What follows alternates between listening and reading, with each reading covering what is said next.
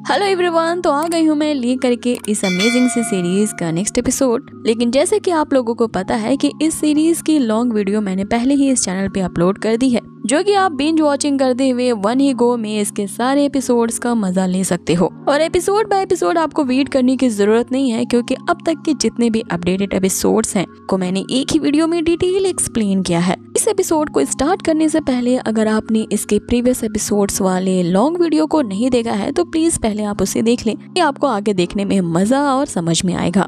तो जैसे कि हमने पिछले एपिसोड में देखा था, यहाँ जो फेंग हाओ होता है वो पूरी तरह से उस कंपटीशन ट्रायल के लिए तैयार था, तो उसने डोंग फैंग से किया था। डोंग फैंग वही बंदा होता है जिसने फेंग हाओ की बहुत ही बेइज्जती की होती है उसकी चाइल्डहुड स्वीट हार्ट सिनार के सामने। लिए फेंग हाओ ने उसे ये चैलेंज दिया होता है कि 1 साल बाद वो उससे फाइट करेगा, सबके सामने वो उसे हरा करके ये साबित कर देगा कि वो कोई वेस्ट नहीं है। करने में उसका साथ देने वाली वो लिटिल फेरी तो होती है, लेकिन यहाँ पे एक युन नामक बंदा भी उसे मिलता है, अपने अलग ही तरह के मार्शल स्किल्स को फेंग हाओ को सिखाता है। 6 महीने तक वो कड़ी प्रैक्टिस करने के बाद वो टाइम आ गया है जब वो कैपिटल में जाके उस ट्रायल को देगा। अब आगे यहीं से एपिसोड की शुरुआत होती है। हमें उसी कैपिटल के सीन को ही दिखाया जाता है जहाँ पे ग्रेट जनरल का एक बहुत ही आलीशान मैंशन है। फैंग को यहाँ पे दिखाया जाता है जो कि काफी ज्यादा परेशान है, क्योंकि उसके जो ग्रैंडफादर है, जो कि उस पूरे सिटी के ग्रेट जनरल भी है, काफी लंबे समय से बहुत ही ज्यादा इंजर्ड है और कोमा की कंडीशन में है। इन्हें ट्रीट करने के लिए इस कैपिटल के बहुत सारे हीलर्स को बुलाया गया है, लेकिन कोई भी इन्हें क्योर नहीं कर पाया। आगे डोंग फैंग ये कहते हुए वहां से चला जाता है कि एंट्रेंस ट्रायल जल्द ही शुरू होने वाला है, इसीलिए उसे अपनी एकेडमी में वापस जाना होगा ताकि वो डिसाइपल्स का टेस्ट ले सके। यहाँ पे वो जो डोंग फैंग है वो एक तरह के बहुत ही पॉपुलर जियो नामक एकेडमी चलाता है। इसी एकेडमी में जब यहाँ फेंग हाओ पार्टिसिपेट करने के लिए आया था, एडमिशन लेने आया था, इस डोंग फैंग ने उसकी काफी बेइज्जती करते हुए उसके बाप समेत उसे धक्के मार करके वहाँ से बाहर कर दिया था। अब आगे डोंग फैंग के वहाँ से जाते ही उसी मेंशन में यहाँ पे युन के साथ फेंग हाओ की एंट्री होती है। पहले तो उस मेंशन के अंदर जाने से वो जो गार्ड होता है इन दोनों का रास्ता रोक देता है कि तुम्हारी हिम्मत कैसे हुई ग्रेट जनरल के इस मेंशन में कदम भी रखने की। लेकिन यहाँ पे वो जो युन है कोई मामूली बंदा नहीं है, उसके पास एक गोल्ड टोकन है। जैसे ही वो उस टोकन को दिखाता है, जो गार्ड होता है वो उसके सामने यहाँ पे झुक के उसे सलामी देने लगता है। उसे कहता है कि मुझे माफ कर दीजिए, मैंने आपके साथ बुरा सलूक किया। ये जो युन है कोई मामूली बंदा नहीं, बल्कि इसी सिटी का ही वो एक प्रिंस है। ये जान करके कि उसने तो एक प्रिंस से दोस्ती कर ली है, यहाँ पे फेंग हाओ भी हक्का बक्का रह जाता है। जो युन होता है फेंग हाओ से पूछता है कि अब जब तुम्हें मेरी असलियत पता चल ही गई है, मेरी आइडेंटिटी जानने के बाद क्या तुम आगे मुझसे फ्रेंडशिप करना कंटिन्यू रखोगे, तो फिर मेरे ओहदे के कारण तुम्हें मुझसे डर लग रहा है। तो फेंग हाओ से कहता है कि मैं भला क्यों डरूंगा, ये तो अच्छी बात हो गई कि तुम जैसा प्रिंस मेरा फ्रेंड है। कि उनके पास एक एल्डर पहुंच करके इस मेंशन में अब तक क्या हो रहा है ये सारी बातों को डिटेल में बताता है। इस मेंशन को चलाने वाले वही ग्रेट जनरल होते हैं जो कि अभी कोमा में हैं। सबसे ज्यादा शॉकिंग बात यहाँ फेंग हाओ को ये मालूम होती है कि ये जो युन है वो और कोई नहीं बल्कि उसी डोंग फैंग का ही बड़ा भाई है। ये जब अपने ग्रैंडफादर से मिलने के लिए वहाँ पे पहुँचता है तो उनकी हालत देख करके बस यही कहता है कि यहाँ जाने से पहले ने तो इन्हें अच्छी कंडीशन में देखा था, तो फिर अचानक से इनकी ये हालत कैसी हो गई। यहाँ फेंग हाओ के मन में बस एक ही दुविधा चल रही होती है कि जिसे वो इतने सालों से दुश्मन समझ रहा था, आज उसी के घर में यहाँ पे आया है। कि वो युन से कहता है कि क्या तुम इसी जनरल के बारे में बात कर रहे थे, मुझे इनसे मिलवा करके अपनी कल्टीवेशन को कैसे इंक्रीज किया जाए इसके बारे में कुछ इंपॉर्टेंट टिप्स लेनी है। तो युन उसे हाँ में जवाब देते हुए बताता है कि मैं अपने ग्रैंडफादर के बारे में ही तुमसे बात कर रहा था। मैं यही चाहता था कि तुम जैसे हीलर को मैं अपने इस मेंशन में अपॉइंट करूं। इसी इरादे के लिए मैं तुम्हें यहाँ पे इस मेंशन में लेके आया हूँ ताकि मेरे ग्रेट जनरल वाले दादाजी से तुम्हें मिलवा सकूं। लेकिन मुझे ये नहीं पता था कि ये इस कंडीशन में मुझे मिलेंगे। आगे यहाँ युन फेंग हाओ से रिक्वेस्ट कर रहा होता है कि वो उसके ग्रैंडफादर को ट्रीट करे, किसी भी तरह से उन्हें बचा ले। यहाँ फेंग हाओ एक गहरी सोच में पड़ जाता है और लंबी सांस लेते हुए बस यही जवाब देता है कि पहले मुझे इनकी सिचुएशन को देखने दो, के बाद ही मैं डिसाइड कर पाऊंगा कि इन्हें बचाया जा सकता है कि नहीं। अब आगे फेंग हाओ जब उन्हें चेक करने लगता है तभी वहाँ पे लिटिल फेरी अपीयर होती है। तो उसे कहती है कि तुम्हारी जैसी कंडीशन मैंने पहले कभी किसी की नहीं देखी है। इस दुश्मन से तुम इतना ज्यादा जलन करते थे और उसे बदला लेने के लिए यहाँ पर मछली की तरह तड़प रहे थे। आज उसी के घर में आ करके अपने ही दुश्मन की जान बचाने के लिए यहाँ पे कोशिश कर रहे हो। आगे वो कहती है कि तुम जैसे बेचारे की कंडीशन पे तो मुझे बस तरस ही आता है। यहाँ फेंग हाओ चेक करने के बाद यून को यही बताता है कि इन्हें भी वही खतरनाक हीट पॉइजन ही दिया गया है। हीट पॉइजन एक अलग ही तरह का टॉक्सिक पॉइजन होता है जो कि सिर्फ वो शैडो डेमन कल्ट वाले ही यूज किया करते हैं। अब शैडो डेमन कल्ट का फिर से यहाँ पे नाम आते ही फेंग हाओ समझ जाता है मैं जहाँ भी जाता हूँ इस शैडो डेमन कल्ट का पीछा मुझसे नहीं छूटता। मुझे एक ना एक दिन इसकी गुत्थी सुलझानी होगी कि आखिर ये ऑर्गेनाइजेशन करना क्या चाहती है। भी वहाँ पे वो जो एल्डर होते हैं वो फेंग हाओ से पूछते हैं कि क्या उनके मास्टर के अंदर के पॉइजन को क्योर किया जा सकता है, जिसपे यहाँ पे फेंग हाओ से बताता है कि क्योर तो किया जा सकता है, बस इसके अंदर का जो हीट पॉइजन है इसकी टॉक्सिटी को सप्रेस करना होगा। जैसे ही इसके अंदर के टॉक्सिन्स बाहर निकलेंगे या दब जाएंगे ये अपने आप ही क्योर हो जाएंगे और मैं अपनी तरफ से पूरी तरह से कोशिश करूंगा इस ग्रेट जनरल के अंदर के पॉइजन को रिलीज करने में। यहाँ पे फेंग हाओ के पास बस एक ही लास्ट रेड लोटस वाला सीड बचा होता है, जिसे देख करके यहाँ फिर उसे याद दिलाती है कि तुम्हारे पास अब ये लास्ट सीड ही बचा है, तो अच्छे से सोच लो, तुम्हारे पास अभी भी टाइम है। अगर तुमने इस लास्ट बचे हुए सीड का इन पे यूज कर लिया तो तुम्हें कहीं आगे जाकर के पछताना ना पड़े,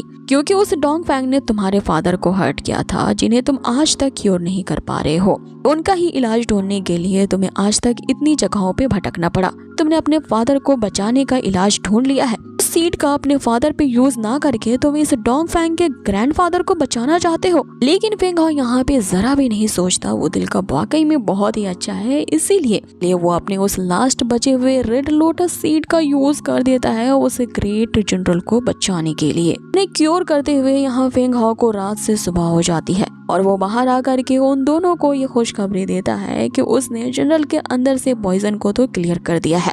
वो थोड़ी ही देर बाद जाग जाएंगे। ये सुन के वे दोनों तो बहुत ही ज्यादा खुश होते हैं। एल्डर तो यहाँ पे फेंग हाओ को लॉर्ड कह के पुकारने लगता है, से ये वादा करता है कि उनकी ये जो फैमिली है वो हमेशा के लिए उसके कर्जदार रहेंगे और कभी भी जिंदगी में उनकी जरूरत पड़े तो वो उसके लिए एक फेवर ओन करेंगे, जब चाहे फेंग हाओ कभी भी मांग सकता है। लेकिन फेंग हाओ ने यहाँ पे अपनी एनर्जी काफी ज्यादा यूज कर ली होती है, इसीलिए वो कुछ इंजर्ड लगता है। एल्डर उसे इस हालत में देखते हुए तुरंत ही अपने नौकरों को ये आदेश देते हैं कि जल्द से जल्द इस गेस्ट के लिए इस मैंशन के सबसे आलीशान कमरे को तैयार किया जाए और उन्हें हर तरह से अच्छा ट्रीटमेंट दिया जाए ताकि वे जल्द से जल्द रिकवर हो सके। यहाँ फेंग हाओ उनके इस ऑफर को ठुकरा देता है, ये कहते हुए कि उसे एक बहुत ही इम्पोर्टेंट काम करना है जो कि उसे किसी भी हालत में आज ही करना होगा। इस कैपिटल सिटी में आने का उसका यही मकसद था कि वो किसी के वादे को पूरा करने के लिए यहाँ पे आया है और उसे किसी भी हाल में वहाँ पे पहुँचना होगा। आगे यहाँ पे सीन कट होता है और हमें उसी एंट्रेंस ट्रायल को दिखाया जाता है जहाँ पे जियो एकेडमी में एडमिशन लेने के लिए वापस से बहुत सारे डिसाइपल्स के यहाँ पे इकट्ठा हुए थे। एल्डर यहाँ पे सभी डिसाइपल्स को इस बारे में बता रहे होते हैं कि इस एडमिशन ट्रायल में वो 2 लेवल्स में डिवाइड किया गया है। फर्स्ट लेवल में सभी डिसाइपल के ग्रेड को टेस्ट किया जाएगा और जो डिसाइपल इसमें क्वालिफाइड होंगे वही सेकंड लेवल के लिए आगे जाएंगे। इन सभी डिसाइपल्स का एक के बाद एक असाइनमेंट लिया जाएगा और खुद यहाँ पे ट्यूटर जो होंगे वो सबके टेस्ट को ग्रेड करेंगे। इस पहले असेसमेंट में अपने ट्यूटर को यहाँ पे सेटिस्फाइड करना होगा। अगर तुम्हारी लेवल्स इतनी ज्यादा होगी जिससे ट्यूटर को ये लगेगा कि तुम्हें आगे पहुँचाया जाए कि तभी तुम इस टेस्ट में क्वालिफाइड हो गए और फिर इन दोनों लेवल्स के ट्रायल को पार करते ही तुम्हें जियो एकेडमी में एडमिशन मिल जाएगा। आगे वो ये भी अनाउंसमेंट करते हैं कि इन सारे डिसाइपल्स में जो सबसे ज्यादा ग्रेटेस्ट लेवल का टॉप डिसाइपल होगा, यहाँ के जो ट्यूटर है वो खुद उसे अपना पर्सनल डिसाइपल चूज करेंगे और उस ट्यूटर की निगरानी में उस पर्सनल डिसाइपल को ट्रेनिंग दी जाएगी। अब आगे उस एडमिशन ट्रायल का फर्स्ट लेवल शुरू किया जाता है, जिसमें सारे डिसाइपल को स्टेज पे आकर के अपने अंदर के स्पिरिचुअल पावर को एक किंगलॉन्ग मार्शल आर्ट टेस्टिंग प्लेटफॉर्म में इनपुट करना पड़ेगा। इस टेस्टिंग प्लेटफॉर्म में जैसे ही वो अपने अंदर का स्पिरिचुअल मार्शल आर्ट उसमें इनपुट करेंगे, टेस्टिंग प्लेटफॉर्म होगा उनके लेवल्स को रेटिंग देगा। मीडियम ग्रेड के ही डिसाइपल क्वालिफाइड किए जाएंगे, लो ग्रेड के डिसाइपल्स को डिस्क्वालिफाइड किया जाएगा। अगर कोई डिसाइपल हाई ग्रेड का हो तो उसे तो बहुत ही अच्छी खासी अपॉर्चुनिटी दी जाएगी। अब सारे डिसाइपल्स यहाँ बारी बारी से उस टेस्टिंग टेस्टिंग प्लेटफॉर्म पे अपने अपने लेवल्स की रेटिंग के लिए जा रहे होते हैं। इस एडमिशन ट्रायल के होते होते यहाँ सुबह से फिर शाम हो जाती है, लेकिन यहाँ पे फेंग हाओ नहीं पहुँच पाता। बेचारी जो सिनार होती है वो सिर्फ उसकी निगाहें दरवाजे पे ही होती है और वो बस लगातार यहाँ फेंग हाओ के ही आने का इंतजार कर रही होती है। बहुत देर तक राह तकने के बाद अब उसे भी यही लग रहा होता है कि फेंग हाओ अब नहीं पहुंच पाएगा। और जैसे ही वो निराश होकर के वो भी लौटने वाली होती है कि तभी उसे घोड़े की आवाज आती है, जिसे सुन करके यहाँ सिनार काफी ज्यादा चहक जाती है। उसे पता था कि देर सवेर ही सही यहाँ फेंग हाओ जरूर पहुंचेगा। जैसे ही फेंग हाओ वहाँ पे एंट्री लेता है, सिनार उसे देख करके फूले नहीं समाती, तुरंत ही उसके पास जा करके वो उसे हक करती है। उसे कहती है कि मुझे पूरा यकीन था कि तुम मेरे प्रॉमिस को जरूर निभाओगे। यहाँ पे वो टीचर को जाने से रोकती है और फेंग हाओ को उस टेस्ट को देने के लिए कहती है। फेंग हाओ जो होता है पहले तो उस टेस्ट को देने से हिचकिचा रहा होता है।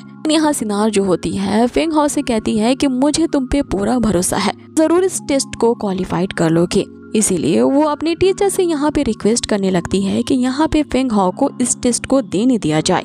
अब यहाँ टीचर भी उनके इस आत्मविश्वास और लगाव को देख करके पिघल जाते हैं। फेंग हाओ को ये परमिशन दे देते हैं कि वो इस टेस्टिंग प्लेटफॉर्म पे आकर के अपने अंदर की स्पिरिचुअल मार्शल आर्ट को टेस्ट करे। लेकिन यहाँ सबसे ज्यादा हैरान करने वाली बात ये होती है कि जैसे ही फेंग हाओ ने इस स्पिरिचुअल बॉल को टच किया होता है, स्टेज की चारों तरफ की जो पिलर्स होती हैं वो अपने आप खिसकना शुरू हो जाती हैं और फिर देखते ही देखते वहाँ का जो नजारा होता है वो चेंज होता है। ऐसा लग रहा होता है कि फेंग हाओ ने ये जो टेस्ट दिया है, हर एक डिसाइपल को उसके सबकॉन्शियस माइंड में अंदर जाना पड़ेगा। यहाँ पे उसका सामना उसी के ही प्रतिरूप से कराया जाएगा। अब आगे यहाँ फेंग हाओ जो होता है वो अपने आप को एक अलग ही जगह पे पाता है, जहाँ पे उसका जो ओपोनेंट होता है वो बिल्कुल ही उसी की ही तरह दिख रहा था। फेंग हाओ यहाँ जैसा मूव कर रहा होता है वो बंदा वैसा ही मूव करता है। जैसे कि यहाँ फेंग हाओ को लग रहा होता है कि वो किसी मिरर के सामने खड़ा है, लेकिन उसका जो वो प्रतिरूप होता है उसमें ईविल ऑरा नजर आ रही थी। फेंग हाओ जैसे ही उसे टच करने के लिए अपना हाथ आगे बढ़ाता है, उसका प्रतिरूप जो होता है उसी को धर दबोचता है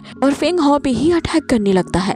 फेंग हाओ ये नहीं समझ पाता कि आखिर ये हो क्या रहा है और उसके सामने ये उसी के जैसा दिखने वाला ओपोनेंट कैसे आ गया।